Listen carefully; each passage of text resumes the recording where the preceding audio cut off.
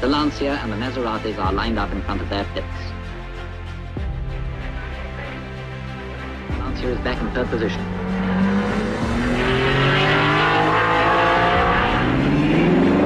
Trantignon's in the race again, but exactly one lap behind his previous position.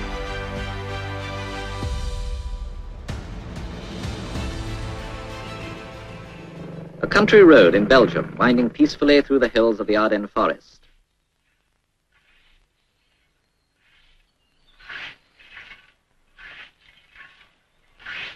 But from time to time, his peaceful life is ripped apart, and the road is now being got ready for different and exciting things.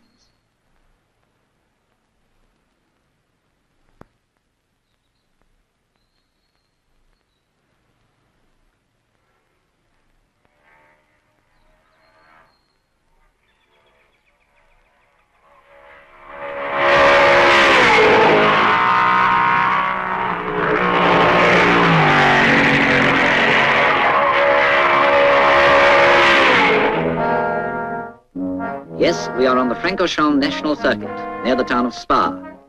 9 miles of ordinary country roads form a triangle that is one of the finest and fastest motor racing circuits in Europe. At the apex of the triangle, the hairpin of La Source and the start of the circuit. To the right, the curve at Bournonville, then Malmedy Corner and the fast Master Straight.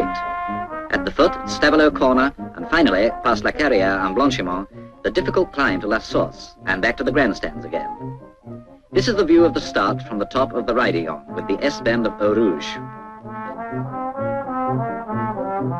The Raidillon is a steeply climbing right-hand bend, finishing in a hump back which sends cars leaping from the ground. At the top of a wooded hill, this sharp left-hander swings into the rapid drop to the footbridge at Bournonville and its fast right-hand curve. An easier stretch, and we are at Malmedy. The tyre marks burnt into the road surface show the line cutting the corner, but the blind approach makes it tricky to negotiate. On the downhill Master Straight, speeds of over 180 miles an hour are reached, before braking for Hollowell and Stavelot corners, which are taken together as one continuous sweep. The banking at Stavelot makes it a high-speed corner.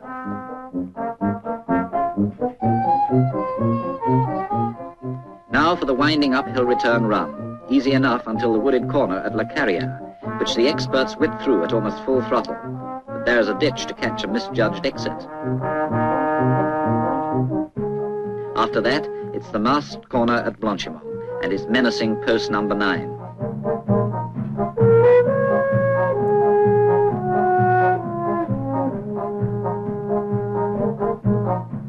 Then it's only a few hundred yards to the hairpin of La Source, where it's bottom gear and about 30 miles an hour for even the most experienced. The end of the 9-mile lap covered 36 times in the race in under 3 hours. The third and last day for practice, the day before the Grand Prix.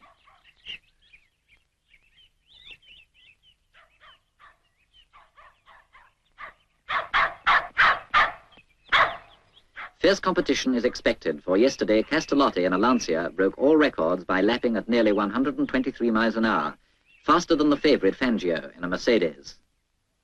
Then the weather breaks, rain beats down. But the practice must go on, though now there's little chance of new records for Fangio, Moss or Farina, the chief opponents of Castellotti. Wet work for the mechanics of the 3 Ferraris. And there's the single Lancia, officially entered by Castellotti himself. Only one Van Wall, too, carrying all the British hopes. The 3 Mercedes entered for the race are odds-on favourites.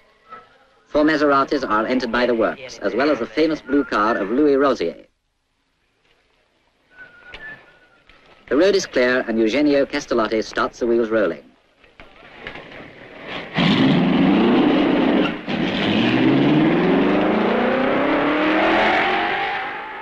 Sterling Moss is in the Mercedes training car, carrying the letter T.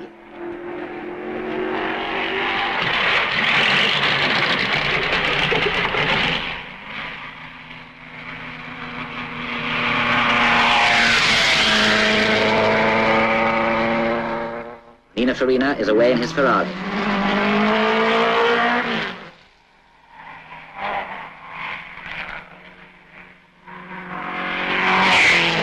this weather, nearly 5 minutes to do a lap. Castellotti should be round again soon. And here he is, spinning up a fountain of water behind him. It's his first appearance at Francorchamps, and his performance is better than anyone dreamt. Here's Moss again, and a signal from team manager Neubauer to stop next time round. Tomorrow, this 9-mile lap will be covered 36 times, a distance of about 320 miles.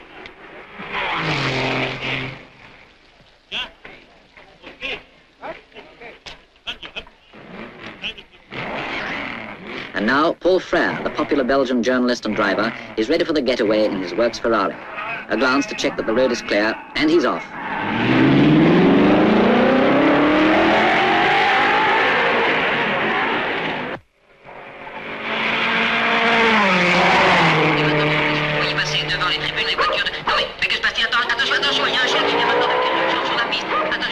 Pandemonium, a moment's flap while a wandering dog is chased off. Order restored, and the commanding figure of Neubauer signals Sterling Moss in to switch to the car he will drive in the race.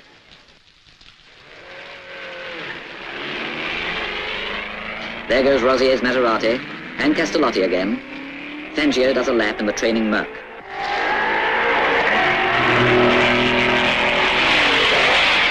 "5 o'clock, and the last practice is over.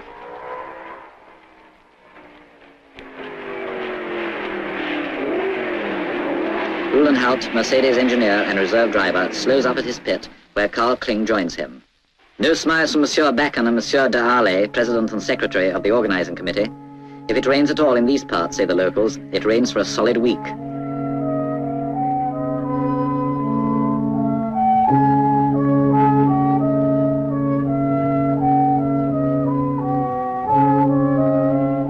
In the gloom, the cars motor back to their garages, almost unnoticed. But the mechanics are going to be busy for hours ahead. And the few remaining spectators splash home, hoping, but not very hopefully, that tomorrow will be fine. And so it is. The morning of Sunday the 5th of June is bright and clear. The 13 cars are being given their last tune-up out in the sunshine. At Spa, Mike Hawthorne's Van Wall is breathed over by its British mechanics. The Maserati stable has entered 4 cars, whose drivers are Padisa, Musso, Lierez, and the great Frenchman Jean Vera, here with his compatriot Rosier. Sterling Moss had promised his private Maserati to the Belgian Johnny Klaas, but no amount of advice is going to get it on the road for this afternoon. In a garage at Stavelot, the new Squalo Ferraris get their final spit and polish. The team drivers are Tronsignan, Frere, and the veteran Nino Farina, the doctor. The obliquely set engine and outboard tanks are the distinguishing features of Castellotti's Lancia. In the Mercedes camp, the air is charged with confidence. Fangio, Moss, and Kling have a superb technical service to back them, and an aristocrat of a car. Midday and 3 hours to go. Time now to get the 13 cars down to the circuit.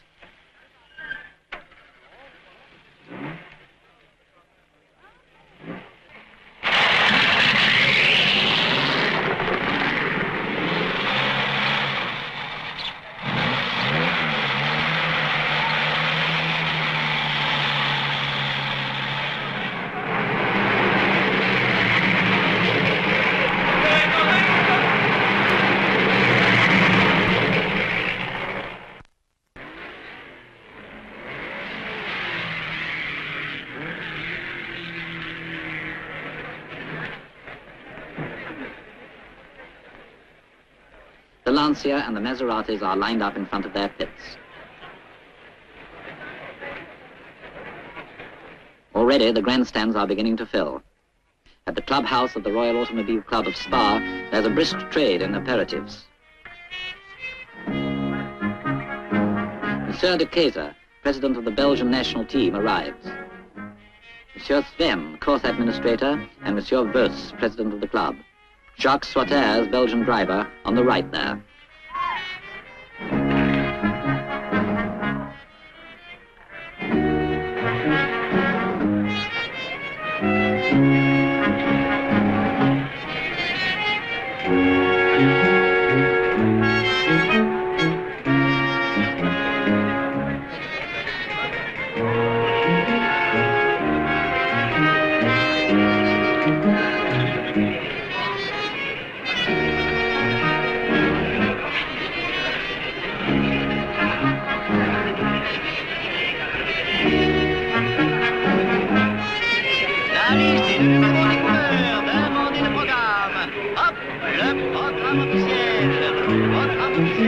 Mercedes engineer Uhlenhout looks confident, but then so does Paul Frère with Jules Bertillon, also a Belgian racing driver. Trintignant, Ferrari driver, and Ugolini, team manager, radiate optimism too. Under that check cap is Jean Barra. Mike Hawthorne chats with Louis Rosier and disturbs Nino Farina's catnap.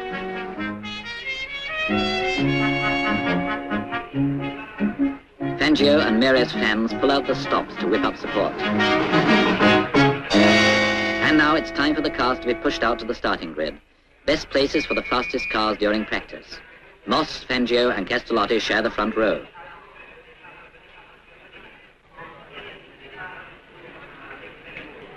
Now Sterling Moss puts on his spare goggles, watched by Madame Fangio. Castellotti is all set. On the grid, the Mercedes starters are ready.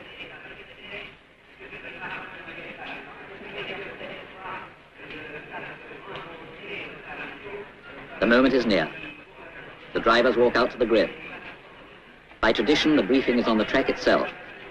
René Backham, president of the sporting committee of the RAC of Belgium, addresses the drivers.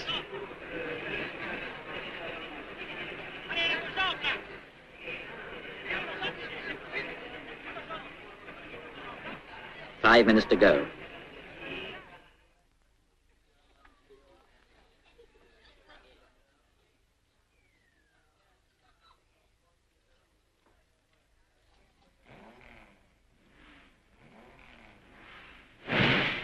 The drivers climb into their seats.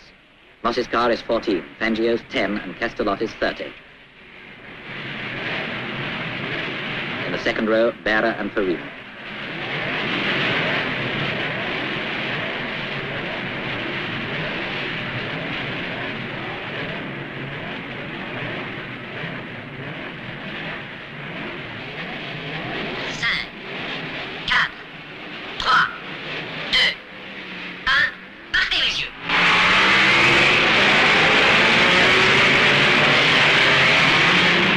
At Ridey-Yong, Fangio is in the lead in front of Castellotti and Moss in third place. And then the field.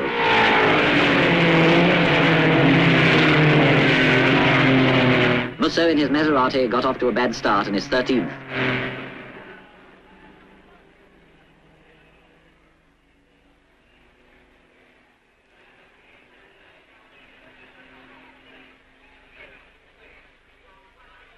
Vernonville, 2.5 miles on. Fangio has the lead still, but Moss has taken second position from Castellotti in front of Kling, Berra and Farina. Then Hawthorne, Trintignant, Meres, Pediza, Rosier and Musso. Master, always Fangio in front of Moss and Castellotti. But Farina has passed Berra.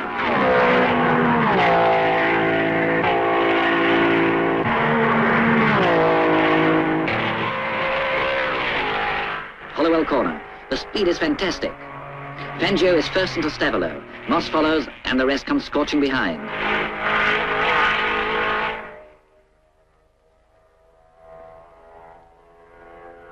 At the beginning of the return ascent, Fangio is on his own in front, but Sterling Moss isn't far behind.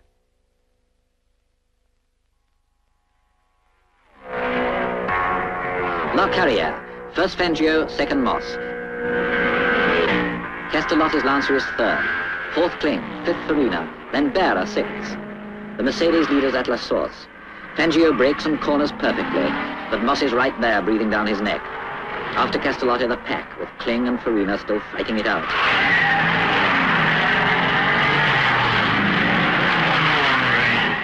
First lap by Fangio in 4 minutes 36 seconds, 115 miles an hour.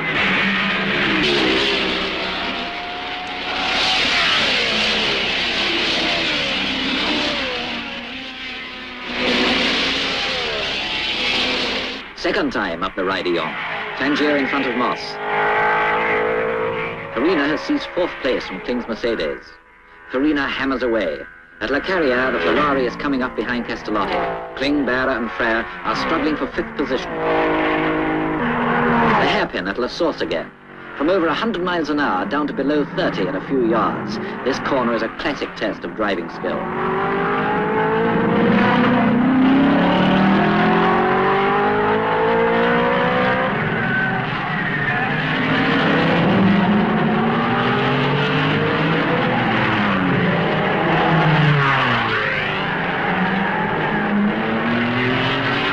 Tavolo for the third time.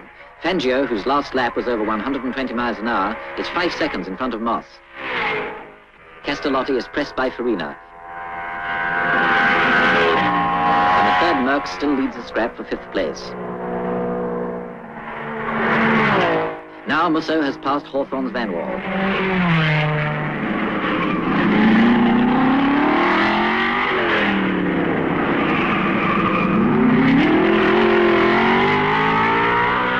End of lap 3. Still the two Mercedes with the upper hand. Then come Castellotti, Farina, Kling, Berra and Frère. A car slows down and stops at the Ferrari pit. It is Maurice Trintignant, and something's wrong.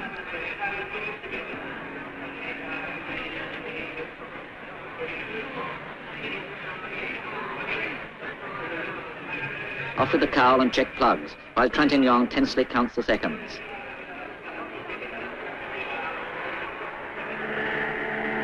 The Belgian, Paul Frère, is driving magnificently. But Berra is still in front of him.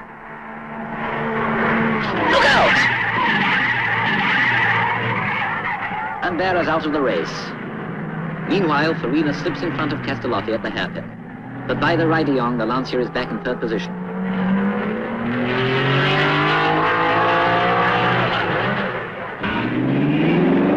Trintignant's in the race again, but exactly 1 lap behind his previous position. He slows down at Eau Rouge for Frère, who has passed Kling and is now lying 5th.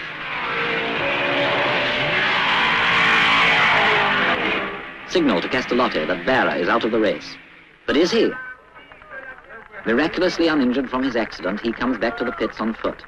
He's a bit shaken, but remarkably unruffled by the crash.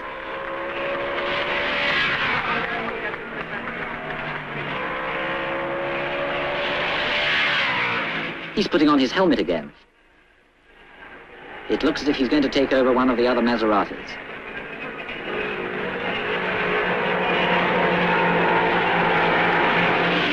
Yes, at the pits, the Argentinian Mieres is pulled in. Berra is going to drive number 24. And there he goes.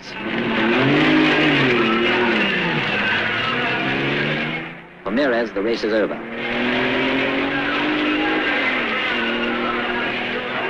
Fangio passes the wreck of Berra's car at the end of the 7th lap.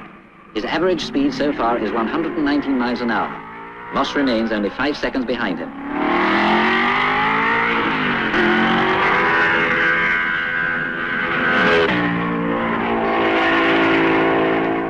With Berra's original car out of the running, the duel between Frère and Kling is joined by late starter Musso.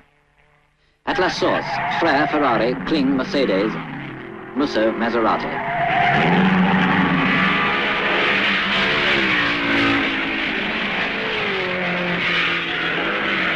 Now Kling puts on a spurt and passes the Belgian driver.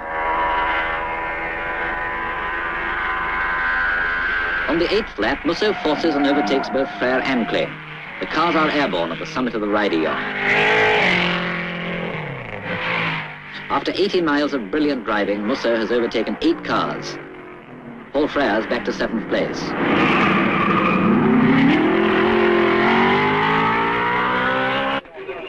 End of lap 9. Hawthorne's Van Wall has been losing oil and has stopped at the pits. It's a broken oil pipe and nothing can be done about it. The British team have to take the melancholy decision to abandon the race. Rosier is in 10th position, and Fangio, just about to lap him, has put up the fastest lap time ever of 4 minutes, 22 seconds, nearly 121 miles an hour.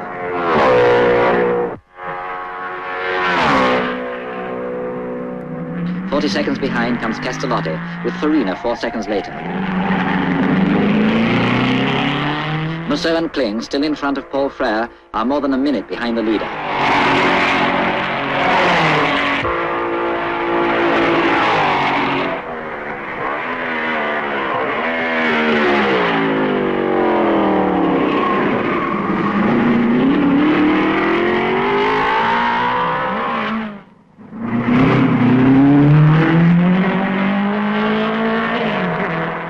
By a piece of fine driving, Kling passes Musso at Malmedy. But on the 13th lap, the Maserati is once again the leader of this private race.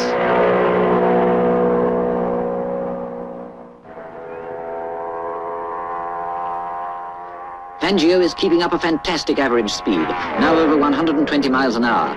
And as always, Moss is right there behind him. Fangio accelerates again. The 15th lap is covered in 4 minutes 20 and 8/10 seconds. With Moss now 13 seconds later. Castellotti is 50 seconds behind Fangio.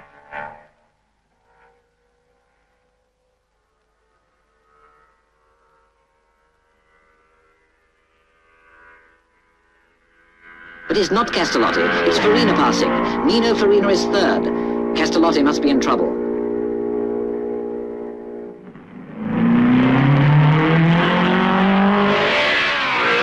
News comes to the pits that Castellotti has retired at Malmedy with gearbox trouble.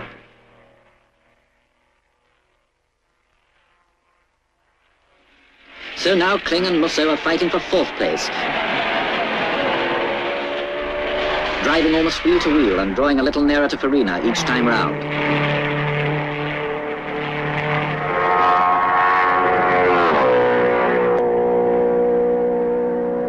The halfway mark and a new lap record for Fangio. 4 minutes 20 and 6/10 seconds, 121.9 miles an hour. Moss gets a pit signal to maintain his speed. And here's Musso once more in front of Kling. Farina's lead on this pair is down to 3 seconds.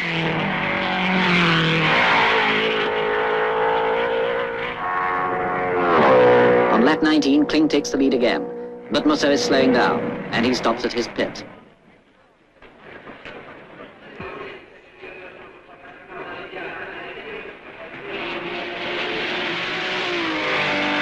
Paul Frere goes through into 5th place.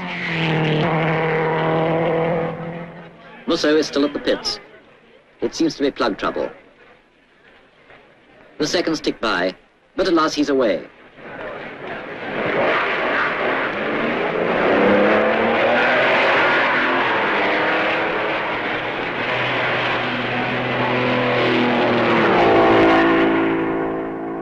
One lap later, the Maserati's in again. This time it's not plugs, it's a broken rocker arm. Only 5 cylinders of his engine will work now, and it'll be a minute or two before he rejoins the race. There goes Berra into 6th position. In the lead, Fangio demonstrates his mastery of the Mercedes. In spite of the increase in average speed, Moss is still close to his teammate. As they pass the pits at the end of the 22nd lap, Neubauer signals his orders to Moss. Carl Kling is still 4th, but not for long. He too has to stop at the pits. Bad luck after the performance he put up in his fight with Musso.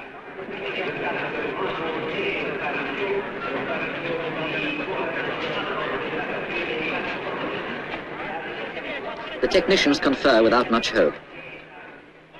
An oil union has broken and there's no chance of going on.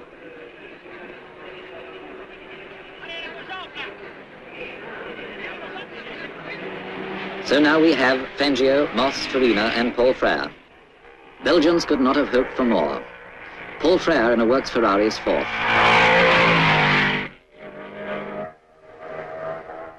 For some, it's now time to relax and enjoy the scenery.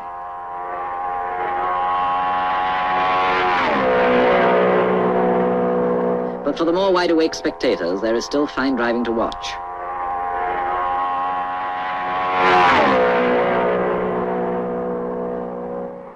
Speeds are reduced a little now, for the road is getting slippery with rubber and oil left by the cars. But there goes Fangio again, still driving a hard race.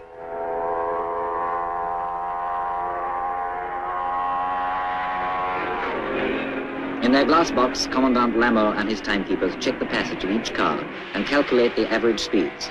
This race is creating a new set of records, all over 119 miles an hour. The Mercedes procession continues. Moss has come up to within 7 seconds of the leader.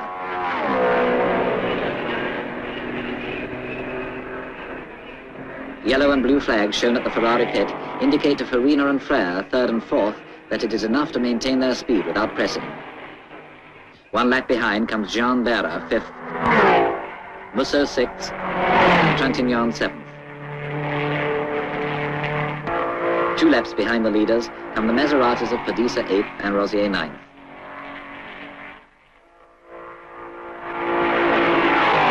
These two cars have not been parted throughout the race. Only 6 laps to go. Nothing to report in the past half hour. But you wouldn't think so watching the Argentinian commentator broadcasting to Fangio's supporters in South America. He started talking nearly 3 hours ago, and the marathon has another half hour to run.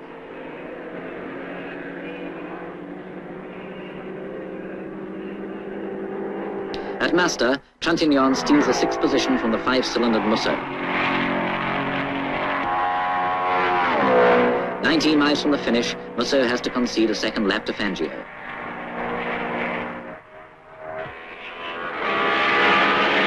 The last lap. Trintignant guns his Ferrari and avoids being overtaken by the leader for the second time.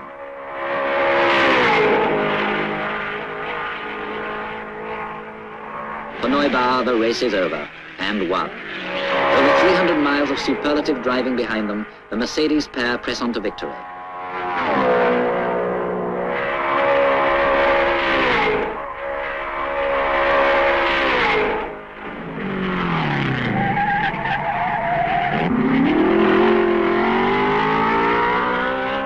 And Monsieur Backen's checkered flag puts the seal on Fangio's win. And there he goes on his tour d'honneur. 8 seconds later, and it's Sterling Moss in second place. And while the other cars are stopped at the pits, the 2 Mercedes take their bow around the circuit.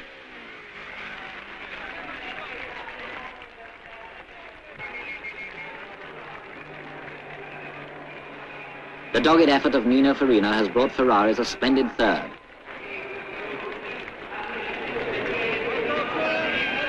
Paul Frère is 4th, the best Belgian performance for years. Neubauer prepares to welcome the victors.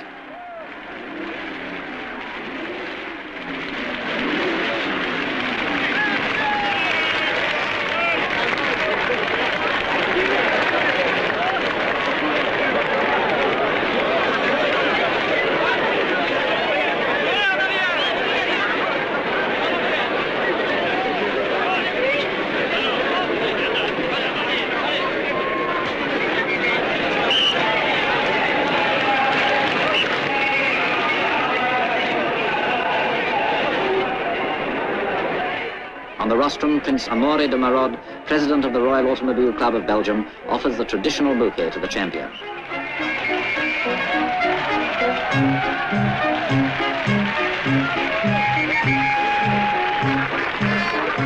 Now the Challenge Cup for Fangio, the crown of an unforgettable day and of a Belgian Grand Prix high in the tradition of the great Francorchamps circuit.